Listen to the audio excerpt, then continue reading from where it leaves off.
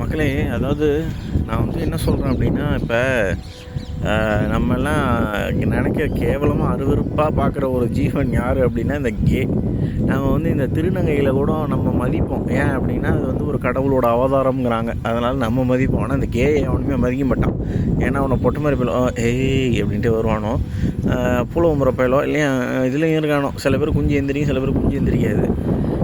இப்போ அவனை என்ன சொல்கிறானோ, என்னைய வந்து இப்போ இந்த சூனியமாரில் வந்து என்னைய நான் என்ன பண்ணுறேன், என்ன பார்க்குறேன், என்ன எதுங்கிறதெல்லாம் கேட்க முடியும். நான் இந்த சேலஞ்சஸ்லாம் ஜெயித்தேன் அப்படிங்கிறதெல்லாம் சொன்னேன். இதெல்லாம் ஒன்றே சூனிய ஷார்ட்கட்டை வாங்கி முதல்ல என்ன பண்ணலான்னு பார்த்தானோ, சூனிய ஷார்ட்கட் எல்லாத்தையுமே வச்சு நாங்கள் ஜெயிச்சிட்டோம் அப்படின்னு சொல்லி உங்கள்கிட்ட காட்டலான்னு பார்த்தானோ. அவனும் முட்டா புண்டை. ஏன்னா இதை சொன்னானுங்க அப்படின்னாலே வெளில தெரிஞ்சிடாதா. சூனியாவுக்கு முதல்ல அவனை 9ங்கிறனால முன்னாடி குத்திட்டானோ அப்படின்னு சொல்லிடுவேன். இல்லைனாலும் ஷார்ட்கட்டு அதுவும் இல்லாமல் அவனுக்கு ஜெயிக்கலை அப்படிங்கிறதுனால அதை வந்து நான் அடுத்ததில் காட்டலாம் அப்படின்னு நினச்சேன். எப்படின்னா, ஒரு கொஞ்ச நாள் கழிச்சு என்னை அப்படியே நீங்கள் நான் பண்ணுறது எல்லாத்தையுமே பார்த்துட்டே இருந்தீங்கன்னா உங்களுக்கே தெரியும் நான் எப்படி என்ன ஏதுன்னு. ஏன்னா எல்லாம் ஈஸியாக கண்டுபிடிக்க முடியும். கடவுள் வந்து அப்படி ஒன்றும் முட்டாள்தனமாக எதையுமே படைக்க மாட்டார். இப்போ எக்ஸாம்பிளுக்கு இப்போ அவனுக்கு என்ன பிளான் பண்ணியிருந்தானோன்னா, என்னோடய குஞ்சு வந்து சின்னதாக்கி வச்சுருக்கானோ. அதாவது சின்னதாக அந்த குரூப் இருக்கானுங்கள்ல, நான் சொன்னேன்ல குஞ்சு எந்திரிக்காத ஒரு குரூப்பு. அவனுங்களுக்கு நூல் தான் வரும், அவங்களுக்கு வந்து இது வராது. அந்த குரூப்பு நான் அப்படின்னு சொல்லி ஃபஸ்ட்டு எழுதி வச்சுருந்தானோ.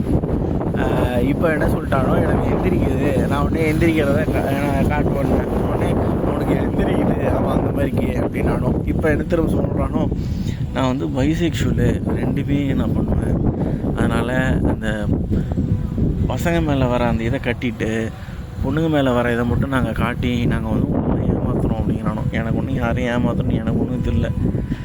முழிச்சிக்கங்க, எல்லாத்தையும் கலவரமாக்க பார்க்குறானோ. ஏதாவது ஒரு தலைபட்சமாக ஒரு கதையை காட்டி எல்லாத்தையும் இது பண்ண பார்க்குறானோ. எல்லாத்தையும் தீர விசாரிங்க. எதாக இருந்தாலும் எதையும் நம்பாதீங்க, டிவியில் காட்டுறத முதல்ல.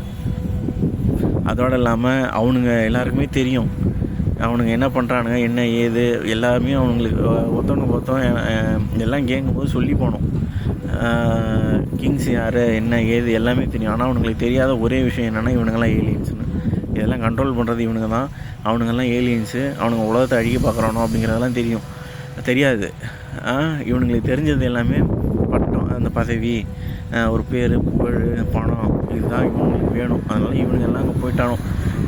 அதேமாதிரி நீங்கள் இதுக்கு ஒரு எக்ஸாம்பிள் சொல்லணும் அப்படின்னு நினச்சா, ராஜாக்கள் அந்த காலத்தில் ஆண்டுகிட்டு இருந்தப்போ ராஜாக்கள் எல்லாத்தையும் துப்பாக்கியில் மட்டும் கொள்ளலை, அவங்க எல்லாரையுமே வந்து அந்த ராஜா பதவி மேலே ஆசைப்பட்ட சில 9 இருக்கணும்ல தப்பு பண்ணுறவங்க, அவங்கெல்லாம் கூட போயிட்டு இவங்க முதுகில் குத்துனது தான். அதேமாதிரி அதுக்கு எக்ஸாம்பிள் சொல்லணுன்னா, இப்போ அவனுங்க தான் போலீஸ்னு ஒன்று ஆரம்பித்தானுங்க. அதில் ஏகப்பட்ட இந்தியன்ஸ் தான் இருந்தானுங்க.